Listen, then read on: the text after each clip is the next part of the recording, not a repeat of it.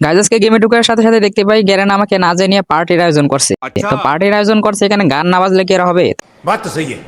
তারপরে দেখতে পাই না গানের আয়োজনও করছে। Solta o som. Chegou a. Nice. Party দেওয়ার খুশিতে আমি ঝটপট করে একটা ম্যাচ স্টার্ট দিই এবং ল্যান্ডিং করি পিকেতে আসার পর দেখতে পাই দুইটা এনিমি হলো, লাল পানি হবে নাকি সাদা পানি হবে পার্টিতে, এটা নিয়ে ঝগড়া লাগছে। তো আমি তাদের কাছে আসি এবং এখান থেকে একটা ঝাড়ি মারলে তারা দুইজনে দিকে অজ্ঞান হয়ে যায়। কিছুক্ষণ পর দেখতে পাই এখানে একটা এনিমি নিজের গুলালে নিজে আটকা পড়ছে এবং আমি এখানে তার গুলাল ভাঙার একটা ঔষধ ঢেলে দিলে তারপর দেখি তার গুলালটা ভেঙে যায়। তারপর রাশ করে দিলে তাকে ম্যাক্স 7 চাপ দিয়ে তার কলিজাটা মাপ দিয়ে দিই।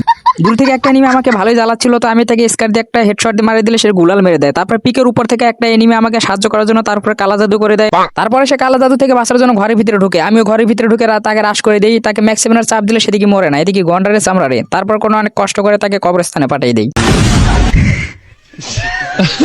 পিকিতে ঘুরাঘুরি করার পর 400 টাকা টোকায় পেয়ে এই টাকা দিয়ে আমার গানে হাতুড় মেরে আমার গানগুলো পাওয়ারফুল করে নেই।